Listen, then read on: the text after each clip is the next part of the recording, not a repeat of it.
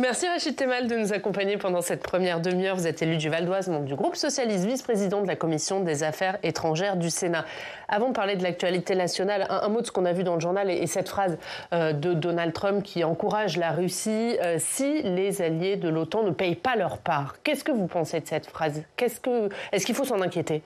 Bien sûr, d'abord, c'est très inquiétant qu'une personne qui souhaite être à nouveau président d'un pays qui a l'arme nucléaire, qui quand même est un allié majeur de la France et de l'Europe, dire cela. D'abord, ça veut dire c'est un blanc-seing donné à Vladimir Poutine, alors qu'on sait qu'il a mené une guerre et qu'il mène une guerre contre l'Ukraine. Et puis, ça en dit long sur la sécurité collective. Donc, je pense qu'il faut que maintenant les Européens en tirent des conséquences. Je pense qu'il y a des doubles. D'une part, je pense que dans l'OTAN, il faut un pilier européen majeur et structurant, parce qu'il y a une réalité. Et puis, je crois qu'il faut aussi une politique européenne de défense qui commence, qui se structure, mais il faut aller beaucoup plus loin, notamment sur les questions de recherche-développement, notamment de production d'armement. Donc voilà, il faut maintenant se dire que dorénavant, l'Europe doit passer à l'âge adulte en termes de défense et de sécurité de ses territoires et de ses populations. On passe à l'actualité nationale et on l'a vu là aussi dans le journal. Gérald Darmanin s'est donc rendu à Mayotte ce week-end alors que l'île connaît de fortes tensions. Il y a une situation migratoire incontrôlée, une forte immigration clandestine. Le ministre de l'Intérieur qui a annoncé vouloir mettre fin au droit du sol à Mayotte en révisant la Constitution. Est-ce que vous voterez cette mesure ? Je crois que d'abord, si on peut un instant dézoomer, parce que Gérald Darmanin fait une annonce choc pour que tout le monde en parle. Il faut aller un peu plus loin, je crois. D'abord, rappeler que Mayotte est un département français, le 101e, et objectivement, c'est une honte ce qui s'y passe. Mais pas, on pourrait parler d'immigration, mais aussi globalement des services publics. Je rappelle qu'il y a encore quelques semaines, quelques mois, il y avait une question de l'eau, et on devait distribuer des bouteilles d'eau. Et je crois que ça, le vrai sujet d'abord de Mayotte, c'est aussi toutes ces questions-là. Ensuite, de rappeler qu'il y a déjà eu des réformes par Gérald Darmanin et cette majorité, notamment en 2018. Quels en sont les effets ? Si c'est un bilan négatif, il faut le dire. Et je crois qu'avant d'aller toujours, cette course se poursuit. Donc moi, je pense qu'il faut qu'il y ait un débat collectif. J'ai lu aussi quelques remarques de parlementaires de Mayotte. Tout le monde n'est pas sur cette ligne-là. Ensuite, sur la question du droit du sol. Nonobstant le fait que je rappelle que le droit du sol, en France, c'est aussi un droit lié notamment à la Révolution française, au siècle des Lumières. Et donc, je crois que c'est un plus. Et depuis 1789, je crois qu'on peut s'enorgueillir d'être sur le droit du sol. Mais ne faisons pas semblant de croire ou de faire croire à vos téléspectateurs qu'aujourd'hui, il suffirait d'être né en France pour être français. Ce n'est pas vrai. Ce n'est pas vrai en France en général et ce n'est pas vrai à Mayotte en particulier. Et donc, juste dire que dorénavant, on va modifier ce droit-là essentiel réglera le problème, je n'en suis pas certain. Non, mais là, il fallait des conditions de présence sur le territoire avant l'accouchement. Là, il faudra être né de deux parents français. Je rappelle qu'en France, quand vous naissez sur le territoire national, vous n'êtes pas automatiquement français, puisqu'il faut attendre soit 18 ans, soit 13 ans, avec la question soit vos parents, soit notamment la présence pendant les 5 années, etc. Donc aujourd'hui, ne faisons pas croire, comme essaie de faire l'extrême droite, qu'il y aurait comme ça, il suffit de naître en France et paf, vous avez un passeport français. Ce n'est pas vrai. Et quand on va à Mayotte, voterez cette mesure. Donc moi je pense qu'aujourd'hui le vrai débat qui est beaucoup plus restrictif, c'est-à-dire là il faudra 2 parents français pour acquérir la nationalité française. C'est aussi un changement radical par rapport à ce qu'est le droit français et ce qu'est l'histoire de notre pays. Donc moi ce que je demande simplement à ce stade, c'est plutôt d'abord un travail globalement sur Mayotte et son avenir, mais sur tous les éléments de son avenir. Parce que, encore une fois, Mayotte, ou alors on veut faire que de la politique de spectacle, ce n'est pas qu'une question sécuritaire. Ensuite, je le dis... Mais c'est beaucoup, Mayotte, mais juste, vous ne m'avez pas répondu, vous la voterez ou vous la voterez pas ? Et Mayotte, allons jusqu'au bout. Mayotte, c'est aussi parce qu'autour, il y a d'autres îles, notamment puisque les Comores. Et on peut se dire que, par exemple, l'AFD, l'Agence française de développement, qui a fait le choix de 19 pays prioritaires, il n'y a pas, par exemple, les Comores. Voilà, donc à ce stade-là, moi, je ne vois pas de raison de voter cette disposition-là. Je dis juste, parce qu'une fois qu'on a dit ça, on n'a pas dit grand-chose. Malgré la demande des Mahorais, qui demandent plus de sévérité, plus de contrôle de l'immigration. Oui, mais plus de sévérité, plus de contrôle, c'est pas forcément cette position-là. Moi, je suis effectivement pour qu'on soit encore plus dur que ce n'est aujourd'hui le cas sur les questions d'immigration vers Mayotte. Je n'ai pas de problème avec cela. Je dis, je ne suis pas certain que cette mesure-là, qui est la suite d'une précédente mesure, et qui n'a pas fait d'effet, soit la bonne mesure. Je le dis, il y a une question de services publics de qualité à Mayotte que nous ne rendons pas, et c'est scandaleux pour la République. Et il y a par ailleurs des questions de comment on fait en sorte que les gens qui vivent aux Comores et qui, pour des questions de niveau de vie, vont à Mayotte. Donc je crois que ce qu'il pourrait aussi imaginer, c'est, j'ai entendu qu'il y a une loi Mayotte prévue. je pense que déjà un plan Marshall à ce niveau-là serait meilleur, parce que quand l'ancien ministre des Affaires outre-mer... Meilleur qu'une loi spécifique. Et c'est-à-dire que moi, je pense qu'il faut peut-être qu'on mette tous les parlementaires qui sont de Mayotte, on puisse échanger, et qu'effectivement, peut-être qu'il y a des éléments sur les questions d'éducation, parce que je vous rappelle qu'à Mayotte, les enfants vont soit le matin, soit l'après-midi à l'école, et non pas l'école pendant la journée, parce qu'il n'y a pas assez de locaux. C'est une vraie question. Je rappelle qu'à Mayotte, on a dû distribuer des bouteilles d'eau, et il n'y en avait pas suffisamment, parce qu'il n'y a pas d'eau potable pour tout le monde. Et vous voyez, on peut continuer comme ça. Et je pense que c'est tout ça qu'il faut traiter, avec bien évidemment être très dur sur la question d'immigration, et celles et ceux qui n'ont pas à être à Mayotte peuvent partir. Mais par exemple, le fait qu'aujourd'hui, il y a une logique de droit territorialisé, puisque quand vous arrivez à Mayotte, et qu'on vous permet d'être sur le territoire national, vous ne pouvez pas sortir de Mayotte, donc on crée de fait une forme de cocotte minute.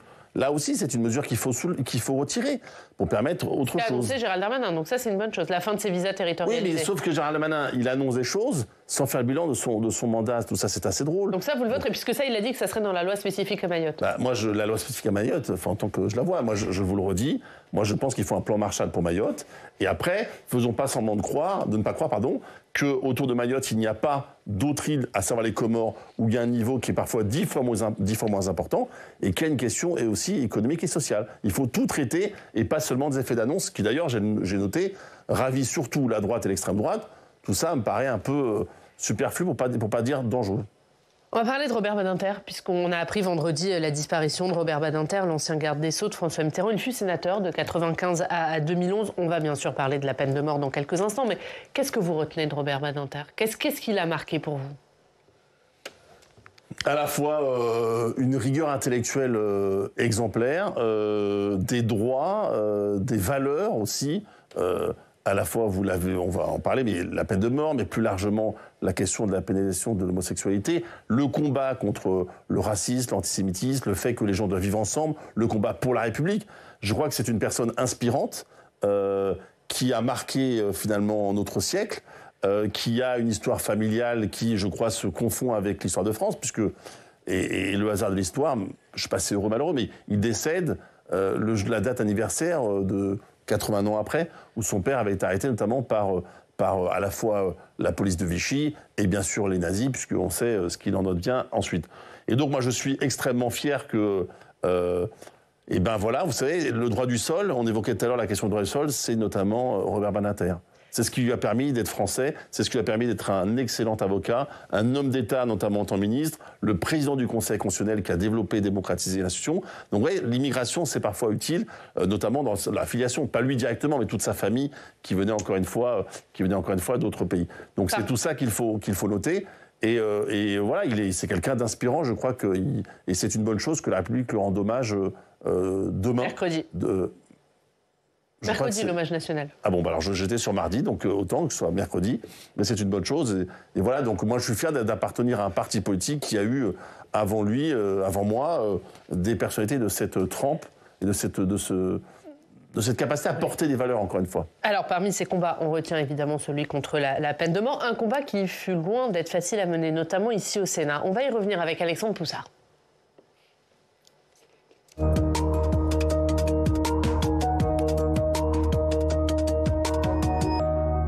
Bonjour Alex. Bonjour Yann, bonjour Rachid Temal. Bonjour.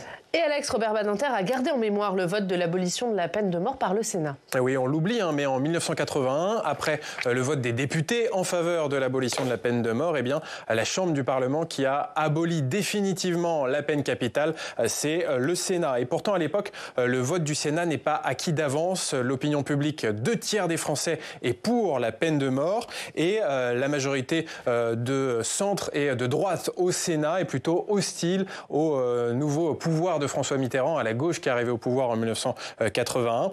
Et en septembre 1981, eh bien, Robert Badinter veut conclure le débat sur ce texte assez vite, car il ne veut pas être le ministre d'une justice qui continuerait à prononcer des condamnations à mort. Et Robert Badinter craint que les sénateurs ne fassent s'éterniser les débats sur cette abolition de la peine de mort, s'éterniser pendant des mois. On va écouter Robert Badinter, c'était lors d'une interview pour Public Sénat en 2021. Les augures m'avaient dit ce sont des vieilles moustaches, ils vont vous promener, en plus vous êtes dans ce domaine à novice, ils vont vous promener avec des amendements, des peines de substitution, ils vont peut-être vous voter l'abolition, mais ça sera tellement conditionné que vous serez contraint de faire des navettes, ça ne sera pas avant le printemps. Ça ne l'est pas du tout. Donc la vraie question, cette fois-ci au Sénat, c'était convaincre. Alors pour convaincre les sénateurs, Robert Badinter a choisi de ne pas faire un discours flamboyant pour l'abolition, mais il a choisi de jouer la carte de l'Europe, car en 1981, la France est le dernier pays de la communauté européenne à avoir encore la peine de mort dans son arsenal pénal. C'est un argument qui a touché les sénateurs, et durant le débat à la Haute Assemblée, eh bien, la logique des partis politiques a complètement disparu, laissant place à l'intime conviction de chaque sénateur. Écoutez Robert Badinter. Le résultat n'était pas acquis d'avance. J'ai vu des choses étonnantes. J'ai vu dans la salle des pas perdus, des groupes, ou à la buvette, des groupes étonnants, des sénateurs communistes qui se retrouvaient avec des sénateurs MRP, parfois même de la droite. Vous sentiez qu'ils étaient bousculés, qu'ils étaient perturbés? Non, je sentais que se faisaient des alliances, je ne dis pas inavouables, mais que des alliances étonnantes. Entre les pros et les contre l'abolition. Voilà, donc les sénateurs MRP, c'était les sénateurs centristes de l'époque. Alors, au terme de 3 jours de débat au Sénat, l'examen se termine autour d'un ultime amendement déposé par un certain Edgar Faure, qui a été président du Conseil sous la 4e République, qui est à l'époque sénateur, et il souhaite réserver la peine de mort uniquement aux crimes atroces. Robert Badinter fait alors face à l'ultime baroud d'honneur des opposants à l'abolition de la peine de mort. Je l'ai emporté. L'amendement d'Edgar Faure a été rejeté et j'ai reçu discrètement un avis d'un sénateur de droite, ami, abolitionniste, qui m'a fait passer un mot me disant il faut terminer maintenant, monsieur le garde des Sceaux. Maintenant, demandez à vos amis de retirer tous les amendements éventuels. Nous allons finir aussi. C'est maintenant. Et en effet, il était fin de matinée. Il était très exactement quand le vote est intervenu et que l'abolition a été inscrite dans nos lois, midi 25, le 30 septembre. Voilà, et à ce moment-là, Robert Badinter a posé la main sur le fauteuil où siégeait, quand il était sénateur, un certain Victor Hugo, le plus grand des abolitionnistes, comme disait Robert Badinter, qui l'admirait beaucoup. Rachid Temal, est-ce qu'une grande figure comme Robert Badinter, ça manque aujourd'hui à la gauche? Incontestablement. Juste d'un mot quand même, on évoque sur la peine de mort, il faut quand même rappeler le choix particulier et important, et c'est d'ailleurs ce qui fait qu'on devient un homme d'État, de François Mitterrand. Vous l'avez dit, à ce moment-là, dans les sondages, les Français étaient majoritairement contre l'abolition de la peine de mort. Et dans une émission télé, il fait le choix, il le dit, d'ailleurs François Mitterrand a dit, je sais ce qu'est l'état de l'opinion. Et il considère que quand on veut être président de la République, chef d'État en France, on doit parfois aussi aller jusqu'au bout de ses valeurs, jusqu'au bout de ses convictions. Et je crois que c'est important de le rappeler, c'est-à-dire que, comme quoi, avant une élection, on peut aussi dire des choses et être élu, c'est le cas de François Mitterrand, et bien sûr, c'est ce qu'a pu porter à ses côtés Robert Badinter, et vous avez raison de rappeler Victor Hugo. Donc pour répondre précisément à votre question, bien évidemment, notre famille politique notamment manque de personnalités de cette trempe-là, mais comme d'autres qui ont été aussi parlementaires. Moi j'ai une affection toute particulière pour Pierre Mauroy, qui a joué un rôle, je crois, très important pour ma famille politique, parfois un peu... Premier ministre de François Mitterrand. Oui, mais moi je le remonte même... je vais faire un vieux con et avec archives, je peux même parler du congrès d'Issy-Mouneau en 1969, où je crois qu'il joue un rôle déterminant pour la suite, et notamment l'arrivée ensuite de François Mitterrand, et ensuite la victoire de la gauche en 1980. Donc voilà, il manque des personnalités de cette trempe-là, et je crois que c'est ce qui manque à ma famille politique, mais globalement, je crois aussi même sur l'ensemble des bancs, on va dire, de la famille républicaine au sens large en France, oui. Et vous le disiez, François Mitterrand s'est prononcé en faveur de l'abolition contre l'opinion publique. D'une manière générale, quand on est responsable politique ou même parlementaire, c'est compliqué de voter contre l'opinion? Oui, c'est bien sûr c'est compliqué. Parce qu'aujourd'hui, plus qu'hier, on est aussi... je vais vous donner un exemple. Sur 2 lois emblématiques de l'an dernier, celle sur les retraites et celle sur l'immigration. Sur les retraites, les Français étaient majoritairement contre le passage de 62 à 64 ans. Et sur l'immigration, les sondages disaient qu'ils étaient pour.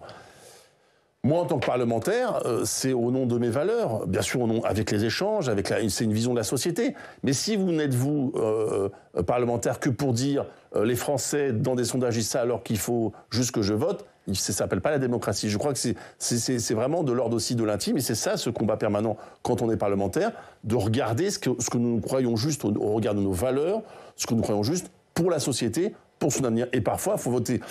Je terminais cette nuit, enfin la nuit dernière, un ouvrage sur notamment ils ont assassiné la Troisième République entre le 10 mai et le 10 juillet 1940. Et donc il y a tout ça, toute l'histoire, et puis notamment le fameux 10 juillet, vous savez, dans le théâtre de Vichy, il faut voter ou non les pleins pouvoirs à Pétain, et de fait la mort de la République. Eh bien, des hommes et des femmes, enfin des hommes, parce qu'à l'époque il n'y avait pas de femmes malheureusement, mais des hommes ont fait le choix, soit 80, de dire non. Alors que le contexte est extrêmement compliqué. Ouais, parfois, ça va jusque-là. Alors, ce n'est pas le cas ce que nous vivons, et heureusement, mais il faut parfois se dire que sa vision, son intime conviction, ce que nous croyons, ce qui est plus juste pour la société française, alors ça doit être notre choix, alors ça doit être notre vote. Est-ce qu'il y a encore des grands idéaux en politique? On a l'impression qu'aujourd'hui, la politique, c'est une simple gestion de crise. Non, je pense qu'il y en a encore. Par exemple, un petit modèle. Ce qui se passe aujourd'hui, par exemple, sur les mineurs, vous savez, les enfants placés de l'ASE. Les mineurs non accompagnés. Oui, enfin, c'est pas les mineurs non accompagnés, non, l'ASE. C'est-à-dire l'aide sociale à l'enfance. C'est une vraie question de société de fond. Dire, quand vous avez ces familles-là, par exemple, concrètement, ça veut dire quoi? C'est-à-dire que la société considère, à juste titre, qu'il faut retirer l'enfant de sa famille parce qu'il y a des risques pour l'enfant, son intégrité physique, morale, etc. Bon. Le parent de substitution, c'est l'État, c'est la puissance publique. Ce sont les collectivités, notamment les départements et l'État. Il n'est pas un bon père. Puisque quand vous regardez ce qui se passe, encore une jeune fille qui s'est suicidée il y a 2 jours, parce qu'on sait qu'il y a des histoires de viol, etc., il y a des problèmes dedans, et qu'on sait qu'un tiers des enfants, des personnes qui vivent dans la rue sont issues de l'ASE, alors par exemple ça c'est une question de société. C'est quoi la place des enfants, quand d'autant plus que le parent, c'est l'État. Ça, c'est un vrai. Et puis après, on évoquait rapidement la question de tout à l'heure, Trump, l'OTAN, la question de la démocratie face à des pays aujourd'hui totalitaires, et notamment ce qui se passe en Ukraine, ça, c'est des grands sujets. Mais je pourrais en citer d'autres, hein, la question de la place des aînés dans la société française. Il y a encore matière, bien évidemment, à des débats. Il y a encore plein de débats dans la société française. Il faut sortir de la société spectacle, et je crois être plutôt dans la politique pour les Français. Merci Alex, à tout à l'heure. À tout à l'heure. On va parler... On parlera du calendrier des réformes de Gabriel Attal. Ce sera à suivre dans le club. Un mot sur une actualité du Sénat, Rachid Temal, puisque vendredi, on a appris que Gérard Larcher avait saisi le procureur de la République après un article du Canard enchaîné qui a révélé des accusations de chantage suite à une sextape impliquant un sénateur et le licenciement du médecin du Sénat, qui le contexte, qui a d'ailleurs envoyé une lettre aux sénateurs et au personnel du Sénat. Est-ce que vous demandez à Gérard Larcher de faire la transparence en interne sur cette affaire? Alors, dans cette affaire-là, comme vous le dites, il y a 2 procédures, sauf erreur de ma part. La première procédure, c'est une procédure disciplinaire et qui est contestée par la personne visée. Et puis, il y a de l'autre côté un article 40 déclenché par le président du Sénat. Donc, il y aura deux décisions et je ne vais pas, moi, interférer. D'abord, je ne connais pas le dossier dans les détail. Je crois dire assez... Je ne suis pas sûr que grand monde le connaisse. Donc moi, si vous voulez bien, quand vous attendez les décisions du... Voilà, et vous me réinviterez à ce moment-là. Vous me réinviterez à ce moment-là et je vous répondrai. Mais aujourd'hui, moi, je suis incapable de vous répondre sur le contenu. Et il y a 2 procédures en cours. Il faut les laisser aller à leur terme. On va parler de l'actualité dans votre région. On retrouve Jacques Paquier. Bonjour Jacques, merci beaucoup d'être avec nous, directeur de la rédaction du journal du Grand Paris. Jacques, on va revenir à un tout autre sujet. Vous revenez sur la liquidation du Hub de la Réussite. Expliquez-nous. Absolument, c'est une structure qui était notamment dans le Val d'Oise, monsieur le sénateur, et qui pilotait 3 écoles de la deuxième chance en Île-de-France, une mission locale, et qui était assez innovante avec des structures telles que la Smart Université, Smart Academy, et puis 122 salariés qui vont être licenciés. L'association va être liquidée. Je vous pose la question, monsieur le sénateur, parce que la gauche à la région a estimé que ça aurait pu être évité avec peut-être plus de contrôle, plus de pilotage. Dites-nous peut-être ce que vous en pensez à la fois de la fin de cette institution et de son intérêt. Alors je vais vous en parler d'autant plus facilement que la gauche en l'espèce c'est moi. Puisque dès le 11 octobre dernier, j'écrivais à la présidente de région pour justement lui demander des comptes, parce qu'il y avait en perspective cette cessation d'activité. Et j'ai déposé d'ailleurs un amendement avec mon groupe, le groupe socialiste, écologiste et radical à la région, pour que justement la région s'engage à reprendre les personnels. Et il y a à peu près 28 000 gamins qui sont concernés. Malheureusement, la droite a voté contre. Pourquoi je dis ça? C'est parce que, vous l'avez dit, l'école à la deuxième chance, il y en avait 3, Val d'Oise, Yvelines et Seine-et-Marne, c'est des écoles pour des gamins qui sont sortis du système scolaire, et donc on remet dans un dispositif, on va dire, de positif, pour ensuite aller vers des formations, des emplois, etc. Et vous avez rappelé également la mission locale du Haut-Val d'Oise, autour de Persan-Beaumont, Bruyères, etc., dans le nord du Val d'Oise, pour ceux qui connaissent. Et ce qui est assez phénoménal, c'est que ces 2 structures ont des financements publics, principalement la région et l'État.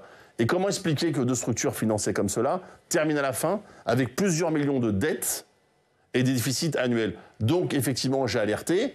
Finalement, on m'a expliqué que tout irait bien. Et il s'avère que depuis le début janvier, le tribunal a fait la liquidation. J'ai reçu les personnels, encore une fois, la semaine dernière, qui n'avaient toujours pas été payés du mois de janvier. Et il y a une inquiétude sur la reprise. Qui vous avait alerté et qui est le on qui vous a dit que tout irait bien, qu'on comprenne? Alors, ce qui m'avait alerté sont les salariés eux-mêmes. Ouais. Et le on, c'est de la région elle-même. Mais d'ailleurs, je le dis... Donc Valérie Pécresse. Donc la direction de la région autour de Valérie Pécresse. Mais je le dis parce qu'en 2021, il y a déjà une alerte. Et donc, il y a un rapport qui est fait avec un plan de redressement. Et le hasard de la vie, c'est que finalement, il n'a jamais été appliqué sans que personne ne puisse le contrôler. Donc oui, effectivement, il y a un défaut de contrôle, il y a un défaut de pilotage qui finit par, vous l'avez dit, 122 personnes licenciées. Et je les ai reçues à plusieurs reprises dans des conditions épouvantables, moralement, physiquement, parce que ça faisait des mois et des mois que ça se passait très très mal. Et puis vous avez plusieurs, on estime en gros 28 000 gamins qui sont aujourd'hui, voilà. Alors on dit la région dit on va reconstruire, sauf que ça c'est très pénalisant. Donc oui, c'est pour moi un fiasco terrible. Et oui, il y a un défaut de contrôle, il y a un défaut de gestion, il y a un défaut de perspective de la majorité régionale de droite. Et donc ça, c'est un vrai sujet. Et j'espère surtout maintenant que les salariés retrouveront du boulot, notamment en étant repris et pouvoir relancer, même si certains s'interrogent quant à la suite, et que les gamins puissent avoir des structures d'accueil. Jacques, un mot sur le déménagement de l'Institut Paris Région. Absolument. J'allais vous demander, monsieur Temal, si vous estimez que là aussi il y a un défaut de vision, ou est-ce que vous considérez que c'est une politique finalement peu favorable au développement des services publics qui serait menée par la majorité régionale, puisque l'Institut Paris Région, qui est donc l'agence d'urbanisme et d'aménagement de la région Île-de-France, devrait déménager, mais dans le cadre d'une réduction de son budget de 3 millions d'euros sur 2 ans. Est-ce que vous estimez, comme les syndicats, que c'est la mort annoncée, ils vont jusque-là, de l'institution? Il y a 2 questions dans votre question. Il y a une première qui est le regroupement des services, ce qu'on appelle les organismes associés de la région à la région. Moi, très honnêtement, qu'ils soient tous rassemblés, c'est pas un sujet. Et je pense, pour le coup, que c'est même plutôt une bonne chose. Donc là-dessus, je ne porte pas de grief à Valérie Pécresse et sa majorité. Par contre, baisser effectivement de plus de 40% la subvention, ce qui veut dire moins d'études pour l'Institut Paris Région, et donc du soutien notamment aux collectivités sur des grandes questions, là, effectivement, c'est une erreur. Donc, vous voyez, je sais dire quand ça va bien et je sais dire quand ça va mal. Donc, il y a un défaut, effectivement, et je crois qu'on ne peut pas, comme ça, liquider un organisme qui a un rôle aussi essentiel, à la fois pour les collectivités et les élus, mais également pour les aménageurs. Parce que c'est aussi la région qui dit, voilà, aussi quelle est la vision. Et donc, ça permet à beaucoup d'aménageurs ou qui interviennent dans ces logiques-là d'avoir une réflexion globale. Et je pense que c'est un plus pour l'Île-de-France et les Franciliens d'avoir un institut de qualité. C'est Jacques Paquier, la une du journal du Grand Paris, c'est l'inauguration du premier équipement olympique, le centre aquatique de Marville. Merci beaucoup, merci Jacques Paquier d'avoir été avec nous. Un mot sur une actualité qui concerne Paris, la région et votre club de cœur, le PSG. Le président du PSG, Nasser El Khelaifi, qui dit « Le PSG et le parc, c'est fini ». Anne Hidalgo qui maintient qu'il n'y aura pas de vente du Parc des Princes au PSG. Est-ce qu'elle a mal géré le dossier ? Pourquoi porter la faute sur Anne Hidalgo ? Parce que les discussions aujourd'hui sont rompues entre la mairie de Paris et la direction du club. Mais c'est pas parce que quelqu'un veut et que s'il l'obtient pas, c'est de la faute de l'autre. Je veux dire, il y a plusieurs choses. Le Parc des Princes aujourd'hui appartient donc c'est un bien commun, c'est du service public, c'est collectif, ça s'appelle l'hôtel de ville. Moi, je ne suis pas pour que les clubs, je suis pas pour les stades privés. Donc après, il y a comment le PSG a un dispositif qui lui permette. Je crois qu'il faut trouver des solutions Et il ne faut pas faire comme Valérie Pécresse. Faut pas faire comme Valérie Pécresse qui dit moi je trouve un autre stade qui rajoute juste pour, j'allais dire, du bordel au bordel, permettez-moi l'expression. Je crois qu'il faut trouver une solution qui permette à la fois au club de pouvoir investir pour en faire avec un niveau de prestation qui veut monter, en gardant, je le souhaite, je l'espère et je le demande, aussi une dimension populaire. Il faut que ça reste aussi une dimension populaire. Et que je crois qu'on peut trouver un entente. J'ai cru comprendre que la ville proposait un bail emphytéotique qui permet de faire 99 ans. Je crois que c'est quasiment un accord intéressant, à savoir que le PSG pourrait faire à peu près ce qu'il veut pendant 99 ans. Très honnêtement, bon, ça laisse de la marge. Et le bien serait maintenu public. Je crois que on peut trouver un compromis. Et moi, s'il faut, je suis prêt à jouer le casque bleu entre la ville de Paris et Nasser El Khelaifi et le PSG. Mais je crois qu'il faut maintenant raison garder pour chacun. Vous voulez vous impliquer dans les négociations ? Non, je dis ça, s'il y a besoin, je suis à la disposition. Vous êtes à la disposition. Mais en tout cas, je pense le message est passé. Il faut trouver un accord. Merci Rachid Temal. Merci beaucoup.